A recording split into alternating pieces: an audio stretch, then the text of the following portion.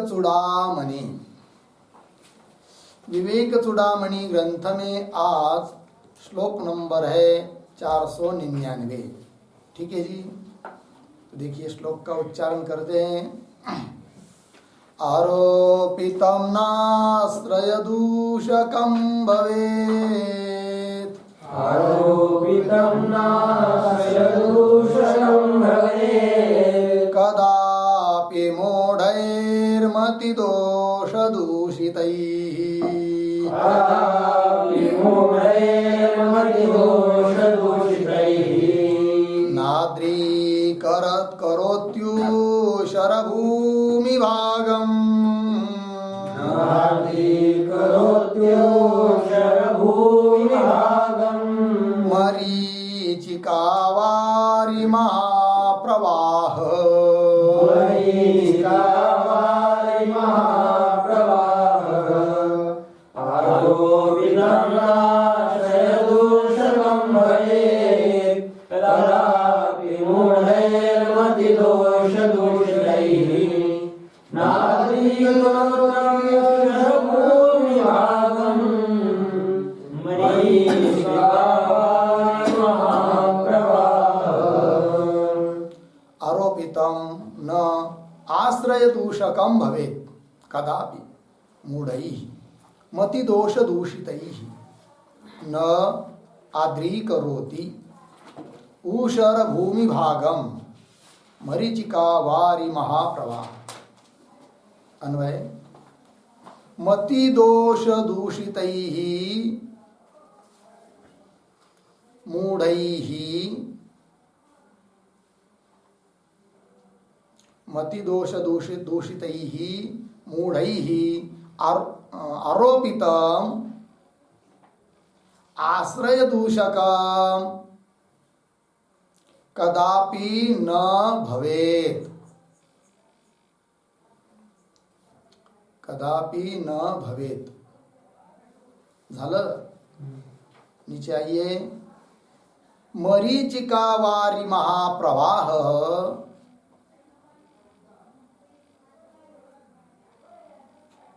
मरीचिकावारि महाप्रवाह उषर भूमिभागम न आद्रीकरोति। न आद्रीकरोति। ठीक है जी, देखिए भाई, तो कह रहे हैं मति दोष दूषितैः मूढैः। ठीक,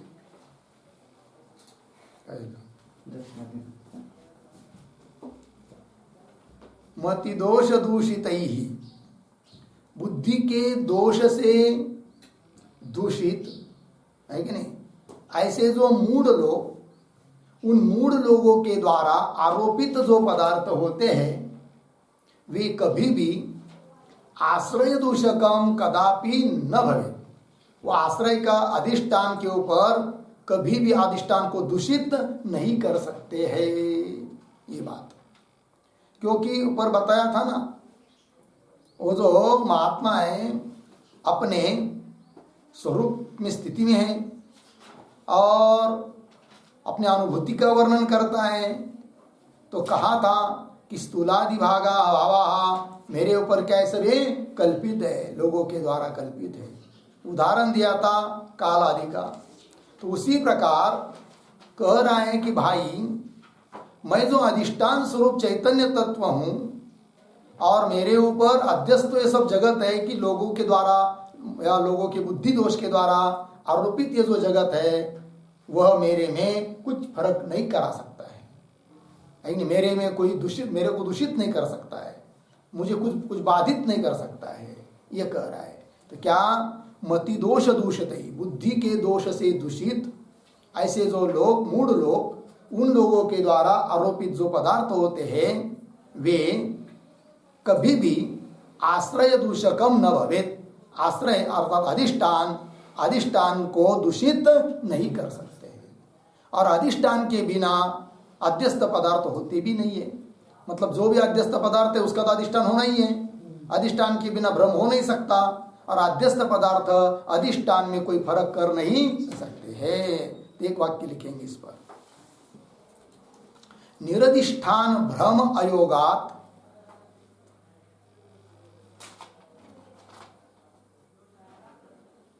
निरधिष्ठान भ्रमायोगात आश्रयस्य बराबर स्वाधिष्ठानस्य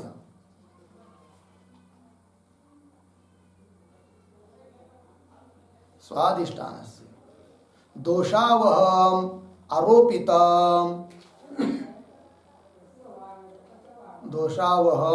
आरोपितम कदापि न भवेत्।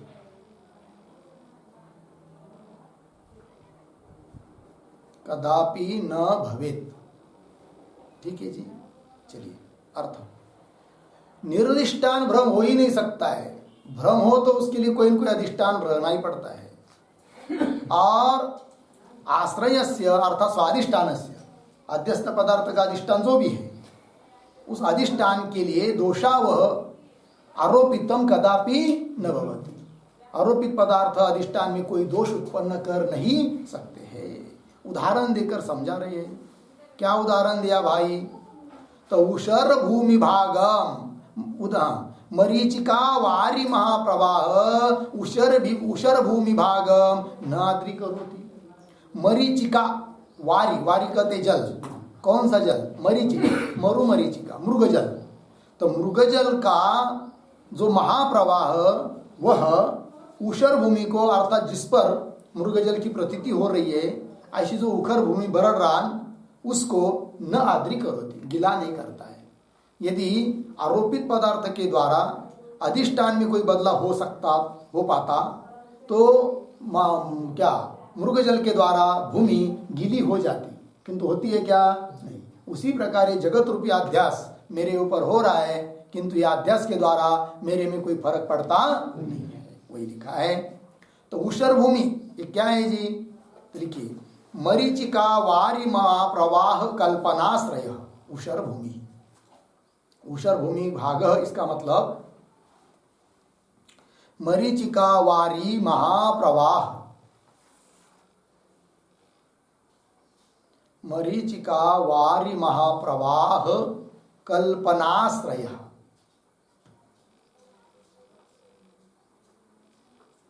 ठीक है। मरीचि जल का जो महाप्रवाह रूप कल्पना, उसका जो आश्रय भूमि भाग, उसको कहते हैं उषर भूमि भाग। हो गया जी। चलिए आगे। अब आगे के श्लोक को पढ़ते हैं। श्लोक नंबर 500। मैं कैसा हूं तो बता रहे हैं स्वानुभूति। आकाशवल्लेप विदूरगोह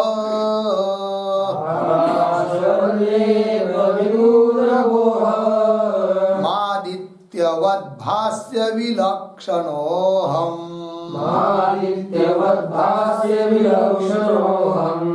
आहार्यवन्नित्य विनिश्चलोऽहम्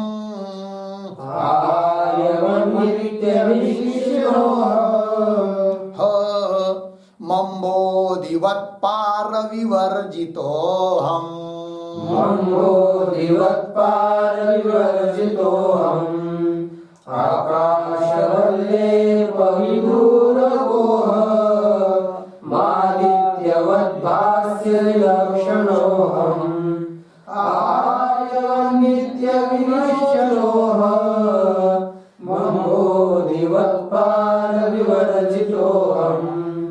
आकाशवत् लेप विदुरगः अहम, आदित्यवत् भास्य विलक्षणः अहम, आहार्यवत् नित्य विनिश्चिलः अहम, अम्बोधिवत् पार विवर्जितः अहम। ठीक। अन्वय। अहम आकाशवत् लेप विदूरगः,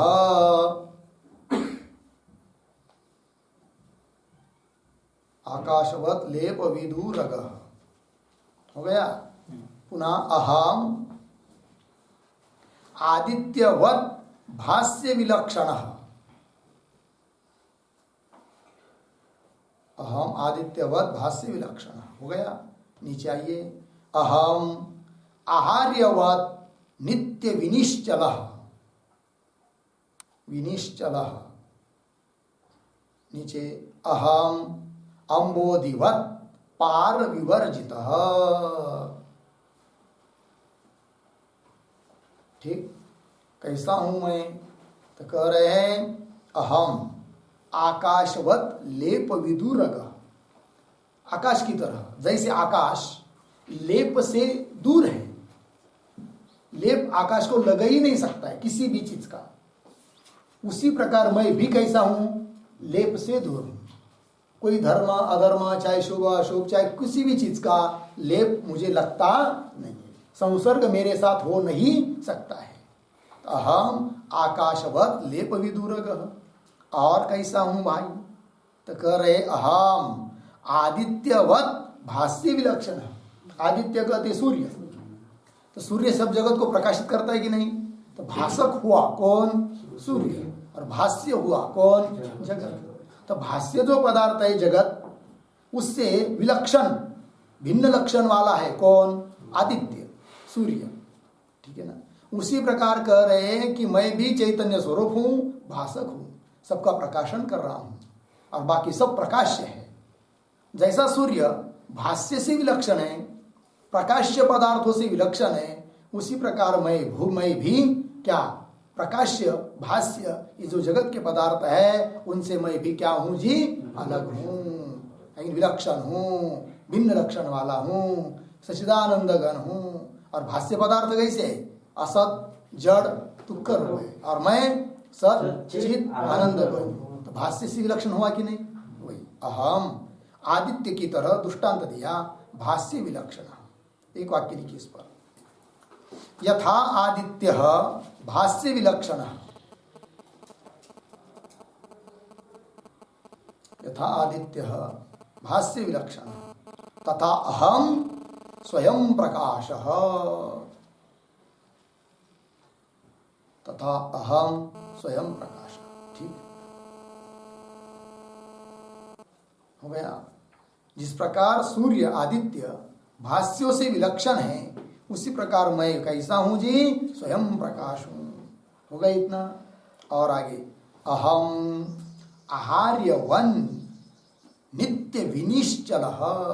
आहार्यवत, आहार्यवत शब्द का अर्थ लिखिए पर्वतवत, पर्वत की तरह। आहार्य कहते पर्वत को। तो मैं जैसे जिस प्रकार पर्वत कैसा है जी? विनिश्चल है, बिल्कुल निश्चल है। कितना भी हवा चली, वर्षा हुई, चाहे कुछ भी हो जाए, पर्वत अपनी जगह पर ही रहता है, हिलता डुलता नहीं है। उसी प्रकार मैं कैसा हूं जी? विनिश्चल हूं, ये कह दिया। अहम आर्यवत विनिश्चल। और कैसा हूं? अहम अम्बोधिवत पार विवर्जित। अम्बोधि कहते हैं किसको? समुद्र को। समुद्र का पार होता है क्या? नहीं होता है। ठीक है ना? तैर के जाएंगे, कितना भी तैरेंगे तो भी उस पार नहीं जा सकते, पार रहित है कि नहीं? आप आजकल यंत्र से जाते हैं तो उस पार चले जाते हो, बात अलग है, दूसरे देश लग जाता है कि है कि नहीं? किंतु सामान्य जो तालाबादी होते हैं उसकी सापेक्ष वो तो अपार है ना। कौन? समुद्र। इसलिए उसको लेकर अपार, उसके अपारत्व को लेकर दृष्टांत दिया कि समुद्र जैसा पार रहित है, उसी प्रकार मैं कैसा हूं जी? पार रहित हूं, अपार हूं। ठीक है जी? वही अहम अम्बोधिवत पार विवर्जित। चार दृष्टांत दिया, आकाश का, आदित्य का, पर्वत का और समुद्र का। हो गया जी? चलिए आगे चलते हैं। इससे क्या सिद्ध हुआ? सागर की तरह, समुद्र की तरह मैं सीमा रहित हूं, है कि नहीं? मेरी कोई ऐसी मर्यादा नहीं यहाँ तक मेरा स्वरूप है करके, अमर्याद है। ठीक है जी? चलिए तो आगे चलते हैं। श्लोक नंबर 501। न मे देहेन संबंधो, न मे देहेन संबंधो, मेघेनेव विहायसः, मेघेनेव विहायसः, अतः कुतो मे तद्धर्मा, कुतो मे तद्धर्मा, जाग्रत् स्वप्न सुषुप्तयः, जाग्रत् स्वप्न सुषुप्तयः। न मे देहेन संबंधो, मेघेनैव विहायसः, अतः कुतो मे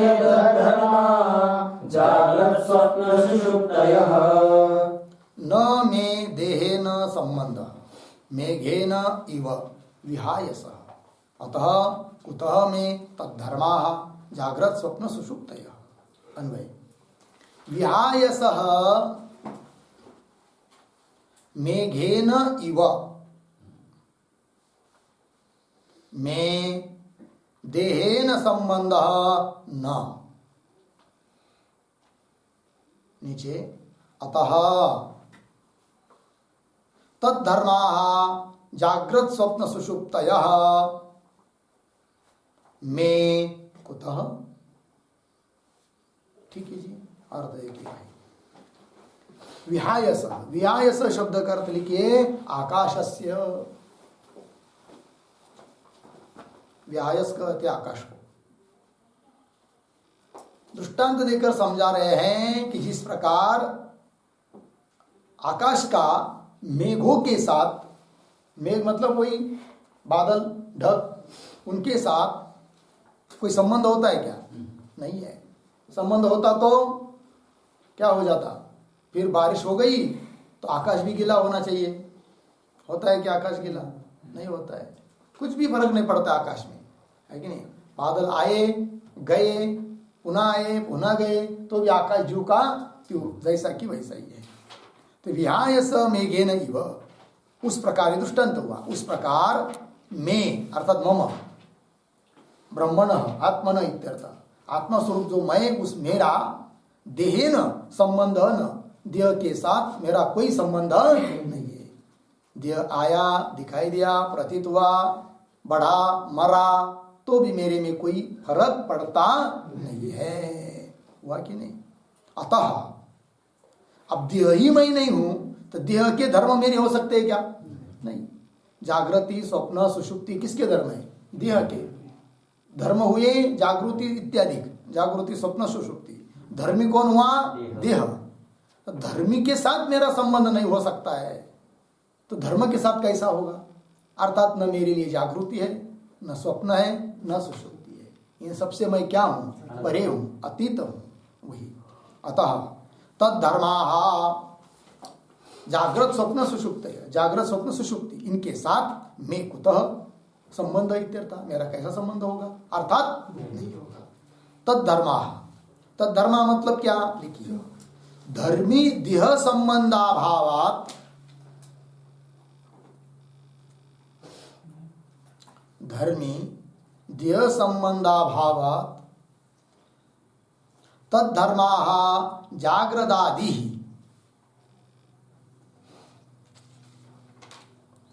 तद्धर्माः जाग्रदादि में कुतः, ये उसका तात्पर्य हुआ।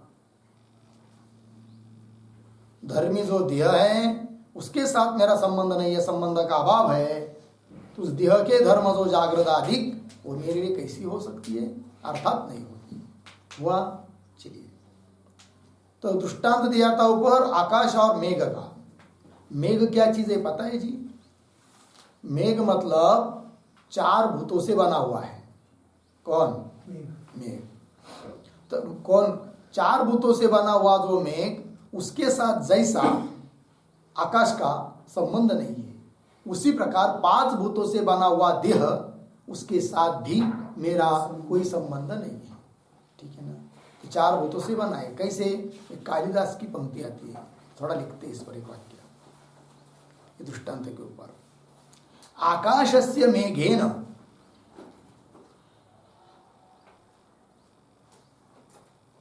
आकाशस्य मेघेन यथा संबंध नास्ति, यथा संबंध नास्ति, पूर्णविराम।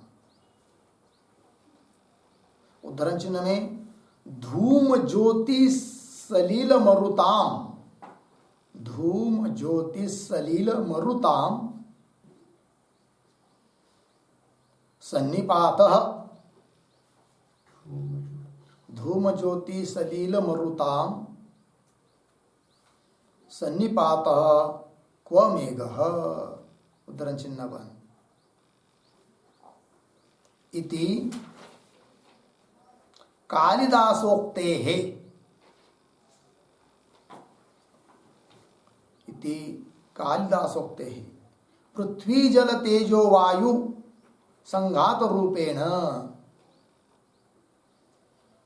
पृथ्वी जल तेजो वायु संघात रूपेण मेघेन यथा आकाशम न संसृज्यते, यथा आकाशम न संसृज्यते अर्धविराम न वा निर्वर्षणेन, न वा निर्वर्षणेन आद्रीक्रियते, आद्रीक्रियते अर्धविराम निर्लिप्त स्वभावत्वात्, निर्लिप्त स्वभावत्वात् अमूर्तत्वात् पूर्णविराम अमूर्तत्वात्, निर्लिप्त स्वभावत्वात् अमूर्तत्वात्। ठीक है। और इस श्लोक में उत्तरार्ध में पद आया है ना मैं, ऊपर भी आया मैं का अर्थ है मम आत्मनः, तो लिखिए मैं बराबर मम आत्मनः, मम आत्मनः पांचभौतिकेन अपि देहेन, पांचभौतिकेन अपि देहेन संबंधः नास्ति, संबंधः नास्ति निर्लिप्त स्वभावत्वात् अमूर्तत्वात्, निर्लिप्त स्वभावत्वात् अमूर्तत्वात्। हो गया जी। चलिए भाई और तो समझ लेंगे। आकाशस्य मेघेन यथा संबंध नास्ति, आकाश का मेघ के साथ जिस प्रकार नहीं है, क्या संबंध नहीं है। जैसे धूम ज्योति सलिल मरुताम सन्निपात, धूम मतलब पृथ्वी, ज्योति तेज, सलिल जल, मरुत वायु, इनका सन्निपात समूह ही है क्या, मेघ।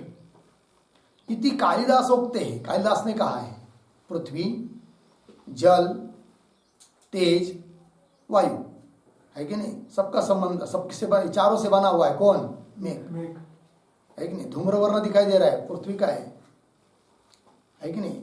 और तेज के बिना बन नहीं सकता, बाष्पीभवन होता है कि नहीं, तेज उसमें जल भी है, वायु इधर उधर उसको ले जाता है, चारों का संबंध उसके साथ है। तो चारों भूतों से बना हुआ जो मेघ, उसके साथ जैसे आकाश का कोई संबंध नहीं है। ठीक, कैसे, यदि जल की वृष्टि होती है तो आकाश गीला नहीं होता है, अर्थात कोई संबंध नहीं है। क्यों आकाश के साथ मेघ का संबंध नहीं होता है, दो हेतु बताया।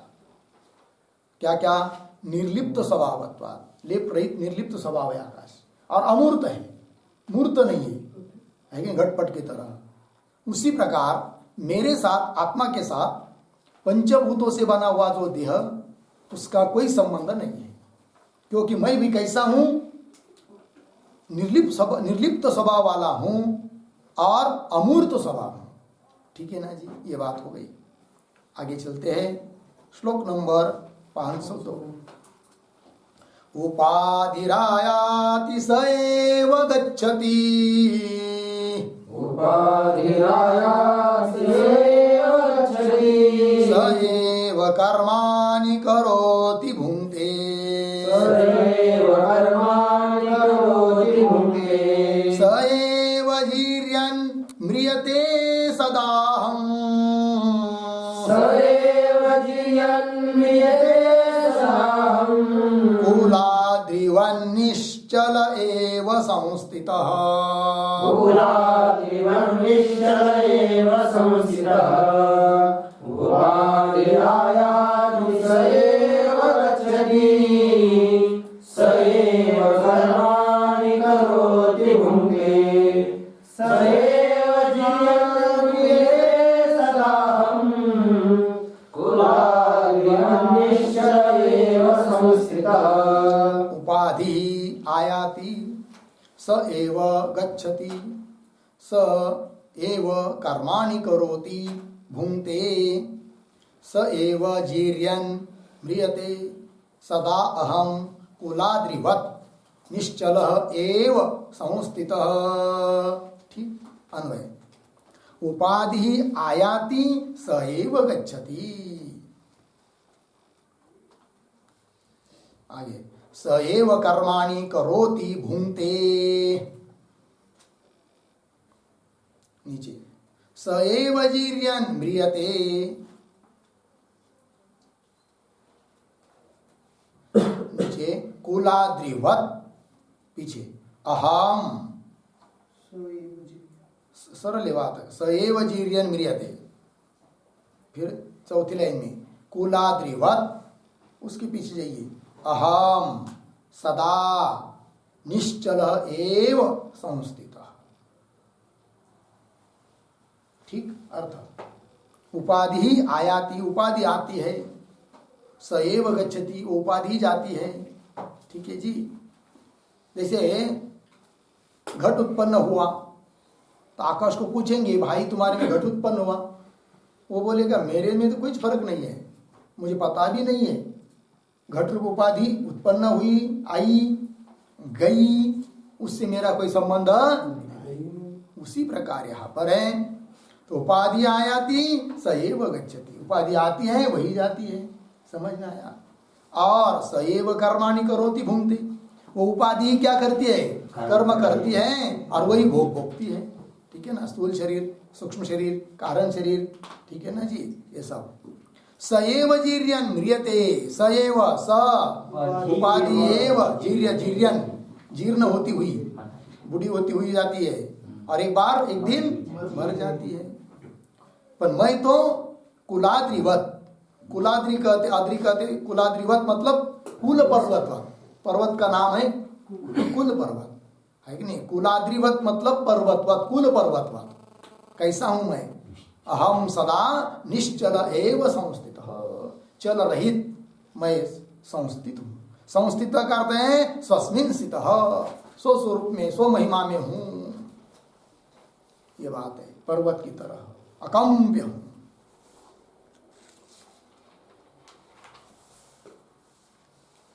हो गया जी। चलिए आगे। अब आगे चलते हैं। श्लोक नंबर 503। न मे प्रवृत्तिर न च मे निवृत्तिः,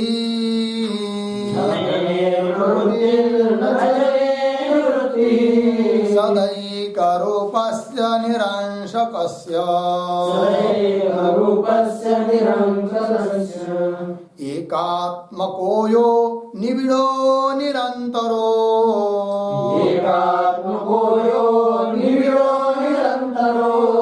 व्योमेव पूर्णः स कथं नु चेष्टते।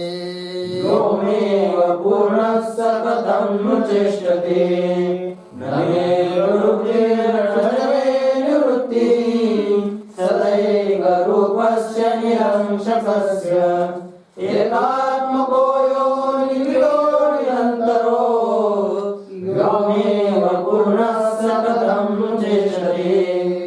न मे प्रवृत्ति न च मे निवृत्ति सदा एक रूपस्य निरंशकस्य एकात्मक य निबिडः निबिडः निरन्तरः व्योम इव पूर्णः सः कथं नु चेष्टते। अन्वय। सदैक रूपस्य, सदा एक रूपस्य, निरंशकस्य मे प्रवृत्ति न च मे निवृत्ति न।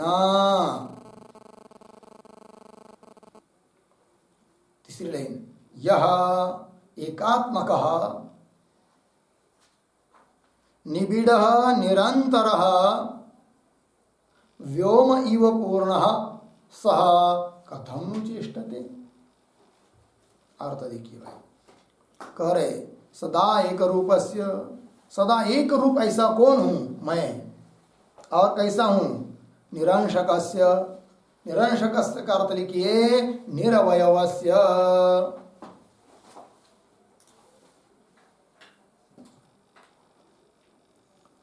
निरवयवस्य, अवयव रहितस्य, अवयव नहीं मेरे लिए, और अवयव न होने के कारण मेरे में कोई क्रिया नहीं हो सकती, प्रवृत्ति नहीं, निवृत्ति नहीं, क्रिया असंभव। वही लिख रहे सदा एक रूपस्य, एक रूप ऐसा जो मैं कि जो निरवय हूं, तो मैं प्रवृत्ति ही ना, मेरे में कोई प्रवृत्ति नहीं होती है। सावयव पदार्थ में प्रवृत्ति हो सकती है, निरवय व्यापक पदार्थ में कोई प्रवृत्ति नहीं और कोई निवृत्ति नहीं है। तो मैं प्रवृत्ति न च, और मैं निवृत्ति ही न मेरी प्रवृत्ति होती है न मेरी निवृत्ति होती है। आगे यह एकात्मक जो एक ही एक है, और पुनः कैसा है, निबिड़, निबिड़ करता है सांद्र, घनीभूत है कि नहीं, घनदाट, निबिड़। निरंतर, निरंतर करता है निरवकाश, अवकाश रहित, सांद्र, घनीभूत, ठासून ठासून भरलेला, निबिड़ निरंतर, किसकी तरह, व्योम इव, व्योम इव मतलब गगनम इव, आकाश की तरह, पूर्ण, आकाश की तरह जो पूर्ण हूं मैं, सह ऐसा जो मैं वह, कथम नु चेष्टते, कैसी चेष्टा करेगा, अर्थात मेरे में कोई किसी प्रकार की चेष्टा नाम क्रिया कर्म है ही नहीं है। हो गया जी, ये हुआ 533 नंबर का श्लोक। आगे जरा 5 से 4 नंबर का है, थोड़ा लिखना है, इसका विचार हम लोग करेंगे। पूर्णमदः पूर्णमिदं पूर्णात् पूर्णमुदच्यते